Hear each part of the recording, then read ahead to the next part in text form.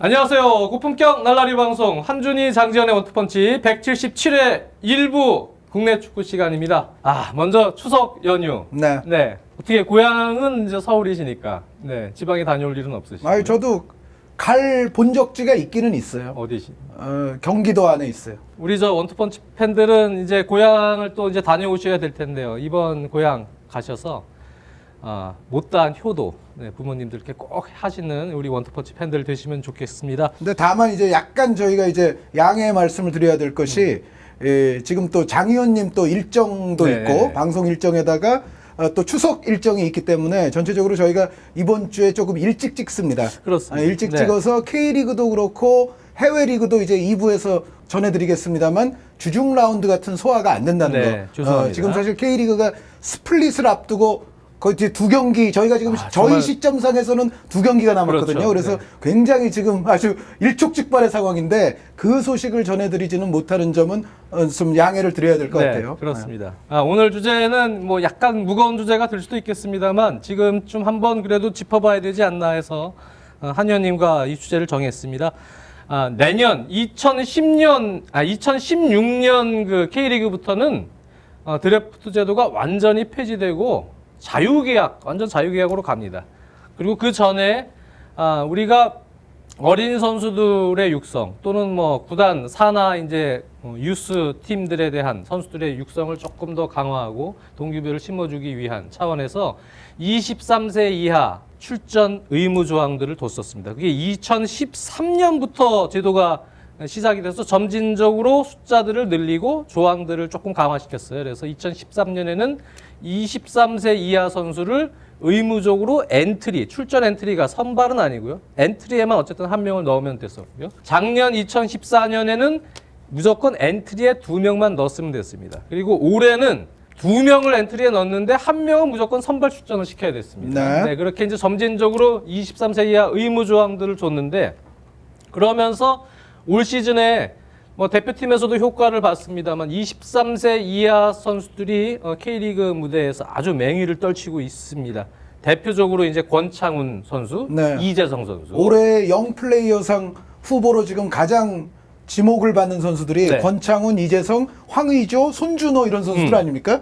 다 23세 이하 선수들이에요. 그렇습니다. 네. 그래서 이번 시간에는 이 23세 이하 의무 제도가 이제 현 시점에서 완전 자유계약을 앞두고 어느 정도 순기능이 됐는지 또 이에 따른 부작용, 역기능은 또 없는지 한번 되짚어보는 시간 갖도록 하겠습니다. 올해 같은 경우는 무조건 이제 선발로 1명을 출전시켜야 되기 때문에 그 성남이 사실 이 올해 바뀐 제도에 있어서 개막전에서 좀 아픔이 있었는데 그렇죠. 사실 성남에게는 아픔이지만은 이 제도를 설명하기에 좀 좋은 사례라서 잠깐 말씀을 드리자면 성남이 이제 엔트리 안에 벤치에 곽혜성 선수가 있었는데 이 곽혜성 선수가 지금 이 제도 하에서 허용이 되는 선수라고 생각을 했어요. 착각하시네요. 그런데 거기서 좀 착각이 일어나는 바람에 개막전에서 성남이 교체 멤버에 약간 타격을 입었었습니다. 2명밖에 못 쓰는. 그런데 이제 곽혜성 선수 같은 경우는 뭐 예를 들어 김승대, 안용우, 곽혜성 이런 선수들이 있지 않습니까?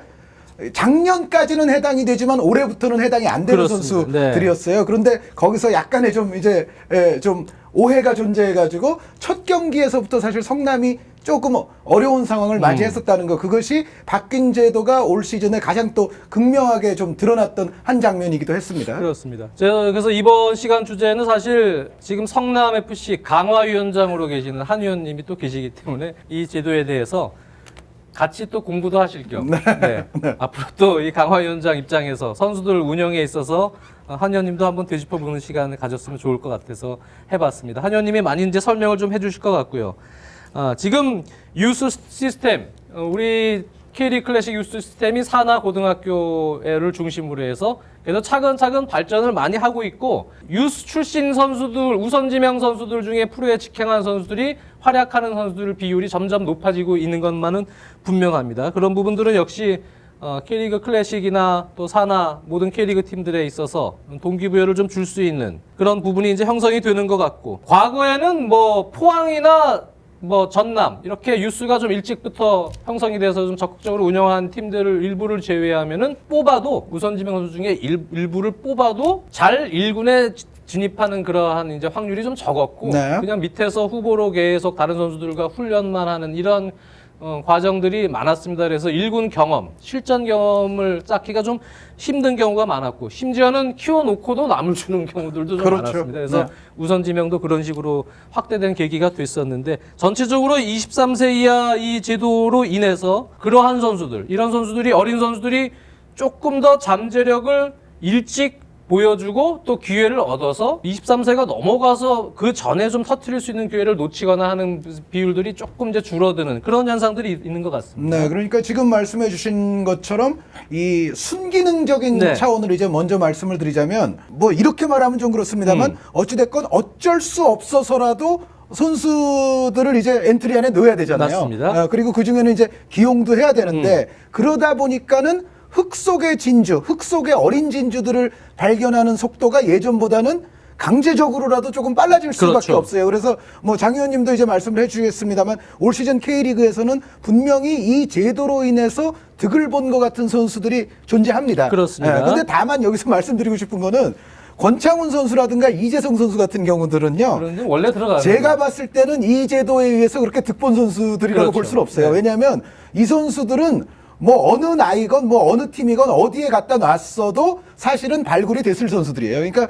워낙에 이제 연습장에서부터 하는 기량 자체가 다르기 때문에 사실은 이재성, 권창훈, 아까 뭐 황의조, 손준호 이런 선수들 말씀을 첫머리에 드리긴 했습니다만 정말로 기량이 좋은 선수들은 사실상 이 제도 때문에 꼭 지금 이렇게 스타가 됐다 이렇게 네. 보기는 좀 어렵고 어차피 그런 선수들은 나이에 관계없이 활용이 됐을 선수들이다. 맞습니다. 오히려 네. 그렇게 보는 게 더 맞을 것 같아요. 맞습니다. 네. 오히려 이제 그런 선수들 외에 그래서 사실 그런 선수들 때문에 일부 감독들은 어차피 이거 안 해도 23세 이하 선수들 다 섞이게 되어 있는데 잘하는 선수들이 있고 그러니까 뭐 예를 들자면 이동국, 고종수가 아무리 어려도 네. 활용하는 거고 맞습니다. 뭐 네. 이청용, 기성용이 또 아무리 어렸어도 활용되는 거나 네, 비슷한 거죠. 그렇죠. 네, 네. 그런 부분 때문에 감독들의 어떤 권한, 뭐 내가 진짜 쓰고 싶은 선수들 마음대로 쓸 수 있는 영역에서 조금 한 제한을 두는 거 아니냐 이렇게 약간의 답답함을 해소하시는 감독들도 있습니다. 하지만 이제 몇몇 사례들을 보면 예를 들어서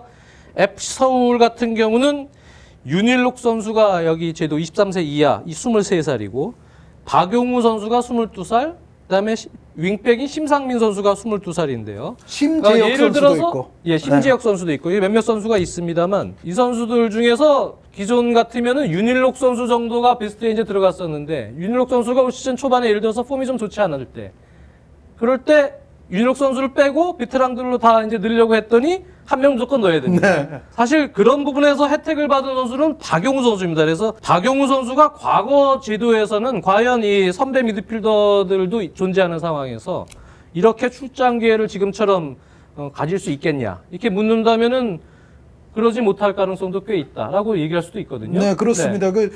장 의원님께서 뭐 FC 서울 중계를 올 시즌에 또 많이 해주셨기 때문에 정확한 지적이라는 생각이 드는데 박용우 선수야말로 제 생각에는 올 시즌 23세 1+1 제도죠. 네. 이것의 가장 대표적인 수혜자가 아닌가라는 생각이 들어요. 그러니까 말씀해주신 대로 공격 쪽에 좀 이제 윤일록 같은 그런 선수가 있는데도 이제 윤일록 선수가 사실 올 시즌 전체로 보면은 조금은 기대치에 미달한 면이 없잖아 있잖아요. 그럴 때 박용우 선수가 사실은 그 자리를 어떻게 보면 채우면서 많은 기회를 얻었고 또 최용수 감독이 이 선수에 대한 활용법을 더욱 빨리 깨닫게 되는 계기가 되지 않는다라는 생각이 있습니다. 그렇습니다. 네. 그리고 역시 전북의 19살 장윤호 선수. 네, 이런 선수도 이재성 선수 같은 경우는 뭐 나이와 상관없이 기량적으로 워낙 재능이 좋기 때문에 만약 계속 엔트리에 들어간다고 쳐도 장윤호, 수비수 김영찬 네, 이런 네. 어린 선수들은 사실 이 제도가 없었다면은 두꺼운 이 전북의 스쿼드로 봤을 때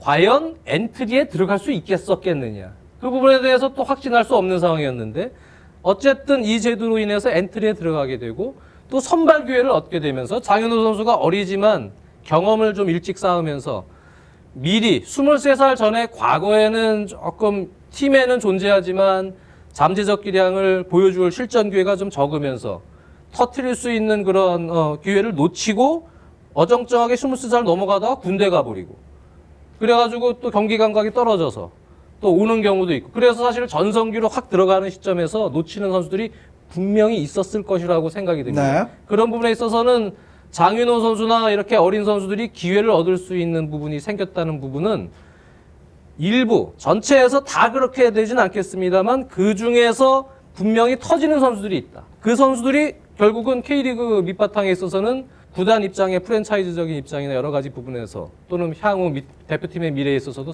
상당한 그렇죠. 순기능이 될 수도 있다. 이런 생각이 드네요. 네, 그러니까 뭐 K리그를 풍성하게 함과 동시에 사실은 국가대표팀 입장에서 봤을 때는 이 제도가 분명히 득이 되고 네. 아마 슈틸리케 감독도 그거를 뭐 느끼고 있을지 모르겠습니다만 전체적인 한국 축구의 어떤 특히 대표팀의 관점에서는 분명히 득이 되는 것 같아요. 그러니까 예를 들어 전북 같은 어떤 정말 스쿼드가 풍부하고 유명한 선수들이 많은 구단이면 구단일수록 사실은 23세 이하 선수들 기회 얻기가 하늘의 별따기 아닙니까? 그래서 뭐 과거에 전북이 뭐 신인 선수들의 무덤 뭐 이런 얘기도 그렇죠. 있습니다만 전체적으로 전북 같은 팀일수록 사실은 이 제도가 새로운 선수들을 발굴하기에는 강제적인 것 같지만은 또 그만큼 순기능이 있다는 생각이 듭니다. 그렇습니다. 전체적으로 보면은 이제 임대를 다시 또 데려오는 경우도 지금 성남 강화위원장님 입장에서는 박용지 선수도 부산에서 데려왔는데요. 이 선수도 박용지 선수가 요 나이에 해당이 돼요. 그렇죠. 조금 네. 고려가 되는 것 아닙니까? 이런 23세 제도. 제가 봤을 때는 박용지 선수가 이 나이에 해당이 되면서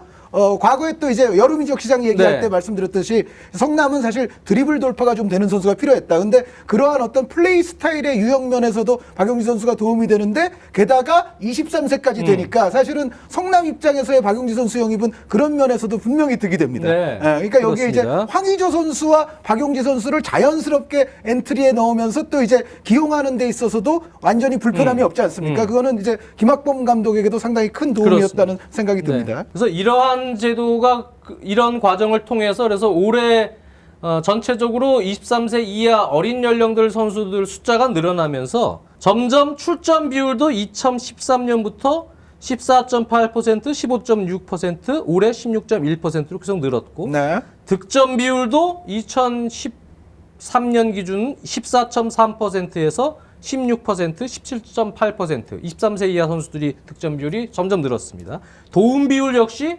2013년에 14.1%에서 16.4%로 현재 증가를 했습니다. 그래서 이거 뭐 첫째 속으로 숫자가 좀 늘어나면서 된 부분도 있습니다. 이렇게 어린 선수들이 K리그에서 골을 넣고 어시스트를 하고 활약을 하는 비율이 늘어나면서 전체적으로는 K리그 구단들이 지금 지원하고 있는 산하 고등학교에 대한 육성에서도 동기부여가 생기고 네. 그 선수들에 대한 우선지명 관심 또 출전에 대한 어떤 의지들이 조금 더 올라오면서 전체적으로는 이제 이 유스 시스템이 갖춰지는 토대에 있어서 조금 순기능을 하는 역할은 분명히 된다고 또 생각이 드네요. 네, 게다가 뭐 올 시즌 여러 차례 나온 얘기입니다만 K리그가 사실은 돈을 좀 펑펑 쓸 수 있는 구단이 많았으면 좋겠는데 현실적으로 그렇지가 못하잖아요. 그래서 뭐 스타 선수들도 지금 뭐 중국이다 중동이다 많은 유출이 있는 상황에서 결국은 K리그가 나가야 될 길, 살 길 중에 하나로는 결국 유스의 발전 아닙니까? 그렇습니다. 그런데 그 유스의 발전이 이렇게 제도적인 측면으로 인해서 뭔가 결과물로 나와야 사실은 말씀하셨던 유스의 발전에 의한 동기부여도 생기게끔 네. 마련인데 어떻게 보면 유스의 발전을 이런 식으로 또 유도하는 측면이 생기는 거. 지금 K리그가 사실 재정적으로 그렇게 좋진 못한 상황에서 이것은 어떻게 보면 좀 필수 불가결한 어떤 그런 제도가 아니냐라는 생각이 드는데 그런데 이제 이 23세 이하 제도에 관한 순기능에 관해서는 사실 여태까지 많은 또 보도들이나 기사들이 그렇죠. 나와 있어요. 그런데 이제 역기능에 이것에 대해서도 좀 대한 어떤 알아봐야죠. 조금의 어떤 역기능도 있다는 것은 좀 짚어드릴 필요는 있는 것 같아요. 그러니까 일단은 이런 겁니다. 지금 사실은 아까도 말씀하셨지만 뭐 예를 들어 광양이라든가 포항이라든가 또 아까 울산 말씀을 하셨는데 울산이 전통적으로 아주 옛날부터 유스를 잘 발달시켜온 세 팀 아닙니까? 울산, 전남 그리고 포항까지. 그리고 여기에 이제 최근에 수도권에서 가장 괄목할 만한 팀이 메탄이거든요. 그렇습니다. 이제 권창훈 선수로 네. 인해서 더 유명해졌는데 근데 이제 이러한 팀들은 이제 앞으로 사실은 이 제도에 대해서 걱정이 좀 적을 수도 있어요. 그런데 문제는 현재까지 유스가 그 정도로 정착이 안 됐던 팀들의 경우에는 좀 문제입니다. 특히 챌린지의 그 팀이 많죠. 그렇죠. 그것은 뭐 어떻게 보면 좀 돈이 없는 구단일수록 그리고 유스를 그렇게 발전시킬 여력이 좀 부족한 구단이거나 혹은 조금 더 이제 노골적으로 말씀드리자면 결국은 시도민 구단 같은 경우에 아무래도 이런 부분들이 조금 부족할 수밖에 없거든요. 그게 또 왜 그러냐면은 예를 들어 수도권에서 과거에는 이랬어요. 과거에는 그 잘하는 예를 들어 뭐 초등학생이나 중학생이 있다고 했을 때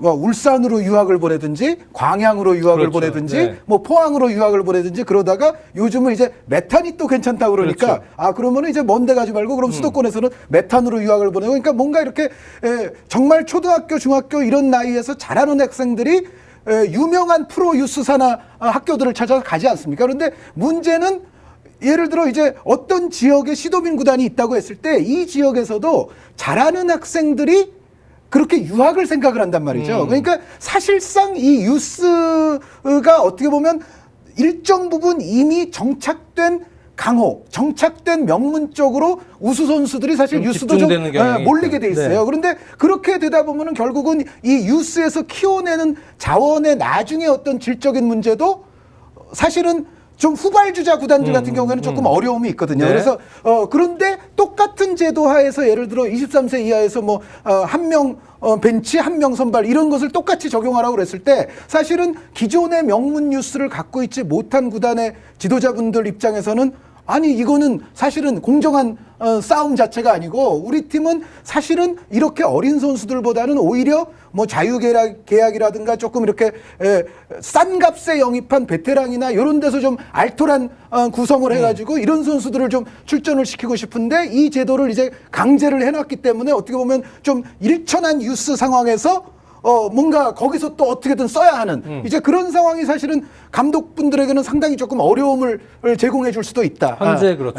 그리고 예를 들어 이제 올 시즌부터 이제부터는 정말 자유계약 아닙니까? 이제 다음 시즌부터는 완전히 이제 자유계약으로 가는데 자유계약을 할 때는 결국 우수한 현재 뭐 명문 대학교나 이런 데 이제 청소년 대표 출신 뭐 우수한 선수들을 이제 자유계약을 하는 거잖아요. 네. 구단이. 그러면 여기서도 결국은 이제 머니파워가 말을 하게 돼 있는 거죠. 결국은 그 구단이 얼마나 명문이고 그러니까 또 우선 지명대로. 그렇죠. 네, 자유계약에서 또 우선 지명에서는 애초부터 어린 선수들 올라오는 그 퀄리티와 층 자체가 좀 후발주자라든가 조금 덜 명문의 유스를 갖고 있는 현재의 어떤 시도민 구단이라든가 이런 데서는 분명히 그 질적인 측면에서 어려움이 네. 있는 거고 자유계약을 하더라도 자유계약에 있어서도 역시 뭐 대학교의 우수한 또 선수들을 끌어올 수 있는 능력에 있어서의 차이가 발생하기 때문에 이제 그런 부분에서 과연 이제 조금 어려운 구단들 입장에서는 이것이 똑같은 제도하에서 선수 기용을 하게 되면 이거는 그 어려움이 결국은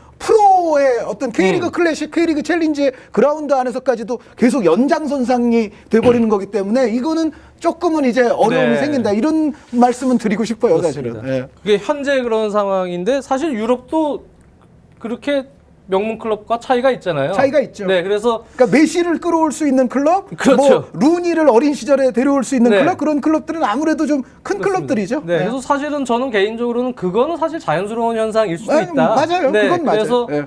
오히려 뭐 황인범 선수를 어떻게 흙속에서 진주를 대전에서 발굴하듯이 네, 산하유스고등학교에서 이렇게 이제 그런 팀 유스 선수들과 경쟁해서 각 또 다른 시도민 구단에 있는 유스 산하고등학교에서도 조금 더 질 높은 그런 또 효율적인 이런 또 운영을 할 수 있는 그런 또 동기부여가 되면서 거기서 또 예를 들어서 유럽이나 이런 데서도 명문 클럽들 외에 다른 중소, 중위권 네. 클럽에서도 유스팀에서 좋은 선수들이 한꺼번에 배출되는 시기들이 있지 않습니까? 네, 그럴 때처럼 이렇게 키워놓는 또 하나의 토대가 경쟁을 시키면서 나올 수도 있다. 그래서 이 부분은 사실 자유경쟁 체제에서는 그냥 지금 현재 상황을 어떻게 고치기는 조금 문제가 있지 않나. 그러니까 당장은 고통을 겪는 어떤 지도자분들이나 구단도 존재한다. 네, 그렇죠. 그거는 인정한 그렇습니다. 상태에서 네. 하지만 이제 장기적으로 전체적으로 볼 때는 역시 이 제도가 가진 순기능이 좀 더 크다. 그 말씀은 전 드리고 그렇습니다. 싶다는 의미입니다. 근데 하나는 이제 저도 언론 기사나 여러 가지 상황들을 이렇게 보니까요. 챌린지 같은 경우는 이제 23세 이하가 아니고 22세 이하입니다. 네. 의무 규정이. 그러다 보니까 안 그래도 챌린지가 이제 선수 구성을 막 할 때 기존의 캐리 클래식에서 조금 이제 밀렸던 노쇠했거나 선수나 밀렸거나, 노쇠했던 네. 선수들을 네. 데려오는 경우들이 좀 꽤 있는데요. 그러다 전체적으로 보면 이제 22세와는 또 안 맞는 거죠. 네. 나이대들이 그래도 꽤 있는 선수들이 있는 구성된 선수들로 있는 선수들이 꽤 많습니다. 뭐 안양이나 이런 팀들이죠. 뭐 그런데 이런 선수들 같은 경우는 이걸 해놓다 보니까 지금 부상자가 좀 생기고 이러면 엔트리도 막 못 채우고 막 안양 같은 경우도 그런 부분도 있어서 올 네. 시즌에 교체도 한 2명밖에 못하고 예전 성남 개막전처럼 그래서 그런 현상들이 종종 발생이 됩니다. 과도기적 현상이긴 하겠습니다만 현재 제도도 이제 전체적으로 보면은 아주 어린 선수들 지금 18세 이상 이제 프로 계약을 하는 조건 하에서 더 어린 선수들도 나중에는 향후에 프로로 들어와서 1군에서 활약할 수 있는 그런 이제 자리도 마련이 되고 하기 위한 그런 토대를 마련하기 위해서는 이런 과도기적에서 문제점으로 나타나는 제도들도 조금씩 또 보완할 수 있는 부분 제도가 또 도입이 돼야 되지 않나는 생각도 있습니다. 그러니까 지금 그 챌린지 특정한 사례를 굉장히 잘 말씀해 네. 주셨는데, 근데 이제 문제는 이제 챌린지 같은 팀들이 근데 일부 요거를 이제 해결하는 방안이 사실은 임대로 또 데려오죠. 활성화예요. 네. 그러니까 전북이 지금 뭐 조석재, 최치원 선수 보냈죠. 예를 들어 뭐 임대로 지금 이랜드하고 홈멜로. 그렇죠. 네. 굉장히 지금 또 활약도 좋고 한 상황인데 그래서 뭐 임대가 또 활성화되니까 바람직한 것 아니냐. 그런데 이제 문제는 이 챌린지 팀들이 이 어려운 팀들도 사실은 승격이 목표고 결국은 클래식에 와서 뛰어야 될 팀들 아닙니까? 그런데 클래식에 만약에 승격이 돼서 왔다고 가정을 했을 때 이렇게 되면은 이제 임대가 챌린지 있을 때만큼 잘 되진 그렇죠. 않거든요. 그런데 네. 당장 이런 팀들이 이제 클래식에 왔을 때 클래식에서는 또 이 제도를 뭐 적용을 해서 뛰어야 되니까 그러니까 그런 상황에서는 당장 이렇게 온 팀들은 아마 당분간은 조금 어려움이 있을 것이다. 그렇습니다. 그러니까 그 챌린지에 있을 때만큼의 또 그 원활한 임대 수급 같은 거는 클래식에 정작 오게 되면 그때는 좀 어려울 수가 있거든요. 그래서 그렇죠. 그런 부분은 조금 생각을 해봐야 된다라는 맞습니다. 말씀은 드리고 싶어요. 그래서 임대로 전북의 22살 최치원 조석재 선수 말씀해 주신 대로 서울 이랜드와 충전멜로 임대를 보냈습니다. 전북 같은 경우 어떻게 보면 이제 꿀임대죠, 꿀임대. 네, 워낙 스쿼드가 전북이 지금 많고 두껍기 때문에 그 상황에서 23세 이하 선수들 중에서도 또 바로 투입되기가 힘든 이런 선수들을 좀 임대로 보내서 경기 경험을 쌓게 하는 부분들. 수원 삼성도 수원시청으로 21살 미드필더 김종 선수를 보냈고 네. 울산도 강원으로 김용진 선수를 임대해서 보냈습니다. 그래서 이렇게 조금 돈을 많이 들이지 않고도 클래식에서 활용하지 않는 어린 선수들을 또 이렇게 챌린지가 받아들이면서 재정적인 부분에 대한 부담도 좀 줄일 수 있는 계기가 있습니다만 아무래도 현재 챌린지 팀들 같은 경우는 좀 어려움을 겪는 이 제도에서 조금 이제 애로점을 겪는 팀들이 클래식보다는 분명히 많은 것만은 사실입니다. 네. 그리고 사실상 예를 들어 챌린지 같은 경우는 상주와 안산 같은 팀도 있잖아요. 네. 예. 그런 팀들과 비교해 볼 때는 그렇죠. 예, 이제 요 제도의 적용을 받게 되면 이제 다른 챌린지 팀들은 분명히 선수 구성에 조금 더 어려움을 네. 느끼는 거죠. 그렇습니다. 사실 저는 이 제도적인 부분은 뭐 구단에 계신 뭐 단장님들이나 또는 관계자분들 또 강화위원장님들에 비해서 잘 모릅니다. 그래서 한 의원님들한테 오늘 좀 물어보고 좀 배우려고 사실 이 제도를 좀 했습니다. 아니 근데 전체적으로는 좋아요. 전체적으로는 네. 좋고 분명히 이 제도로 인해서 국가대표팀은 득을 봅니다. 그러니까 그래서 네, 네. 전체적으로 순기능과 역기능의 비율 어떤 비중으로 봤을 때는 역기능도 꽤 존재를 하기 때문에 순기능과 함께 어느 정도 좀 고려 전체적으로 보면은 약간 비슷한 정도의 현재 상황 아닌가 봐야 되는데 대표팀 쪽으로는 어드밴티지가 분명 이 제도가 있는 것 같아요. 네네.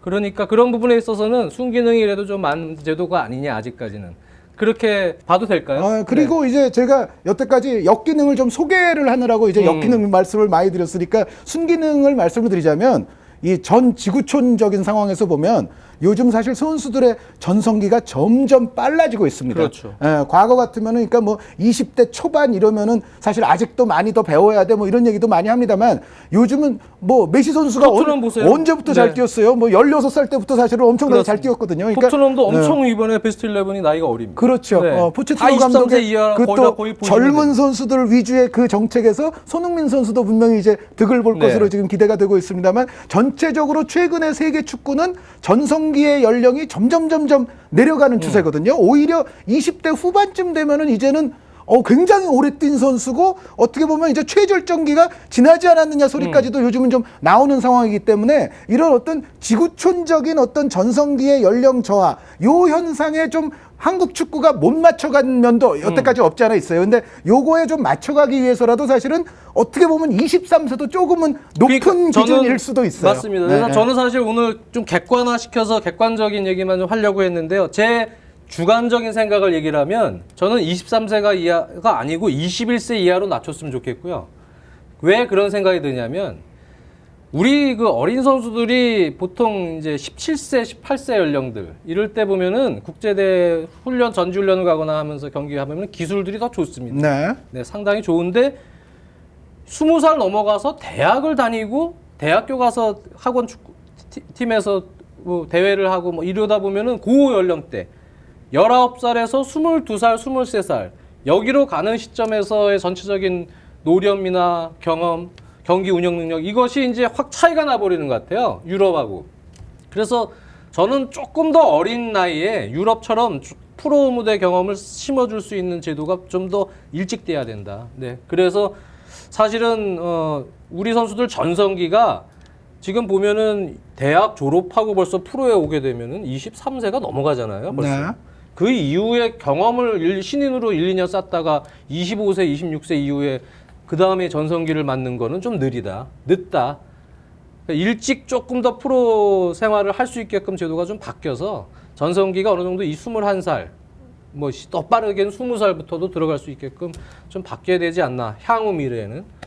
그래서 저는 사실 개인적인 입장에서는 이 제도를 더 강화해서 21세 이하까지로도 낮췄으면 하는 것도 사실 개인적인 바람입니다. 그러니까 장 의원님 말씀에 일리 있는 부분이 충분히 있다고 저도 생각을 해요. 그러니까 지금 이 제도를 이왕에 적용을 하려면 사실상 그 기준치인 23세 자체가 조금 국제적인 추세로 봤을 때 조금 높은 연령이다. 그러니까 최근에 좀 강화돼서 바뀌었기 때문에 이제 또 화제가 많이 됐던 그 잉글랜드의 홈그로운 네. 그 제도도 그 강화된 제도를 보면 사실 15세에서 18세까지 어디에서 훈련받고 어디에서 뛰었느냐 이제 그게 굉장히 지금 포인트가 되지 않습니까? 그렇죠. 그러니까 어떻게 보면 우리도 23세 이하 제도가 지금 뭐 역기능도 있고 어려운 부분들이 있다는 말씀을 드렸지만 이왕 이 제도를 적용을 할 거면 사실은 23이라는 기준 연령 자체가 조금은 높은 것일 수도 있다. 그 말씀은 저도 네. 뭐 동의를 하는 부분이 있습니다. 그렇습니다. 우리 K리그 구단 내에서 육성에서 손흥민 선수 같은 선수가 나와야 된다는 저는 생각입니다. 네. 유럽에 가서 프로 입단해서 들어가지 말고 자체적으로 그렇게 어릴 때부터 바로바로 1군 무대에서 경험 쭉 쌓게 해서 어릴 때 잠재력이 확 올라오는 선수들이 꽤 많거든요. 근데 왠지 이제 보통 우선 지명 받았다가 대학을 보내놓고 다시 데려오게끔 하는데 그때 보내는 이유가 여러 가지 이유가 있겠습니다만 당장 데려와도 뛰기가 좀 그렇죠. 어렵다. 뛰기 그리고 어려우니까 예를 들어 실전하는 경험을 계속 쌓고 와라. 포지션별 문제가 또 있어요. 그렇죠. 그러니까 네. 당장 예를 들어 정말 우리 팀의 아주 베테랑 정말 포지션에서 찜한 선수가 있잖아요. 그럴 경우에는 이제 당장 못 쓰는 그렇습니다. 거니까. 네. 이게 앞으로 이제 이러한 제도들 프로축구 연맹에서 또 심도 있게 다시 한번 검토하고 재평가하고 문제가 되는 부분들을 좀 보완하는 그러한 이제 융통성들을 조금씩 발휘를 해주면서 K리그가 조금씩 더 발전할 수 있는 방향으로 갔으면 좋겠습니다. 한준희 장전의 원투펀치 추석을 맞아서 조금 무거운 주제이긴 합니다만 사실은 재미있는 주제를 막 찾다가 못 찾았어요. 그래서 이 타이밍에 한 의원님을 좀 활용을 하고 싶어서 제가 이 주제를 정했습니다.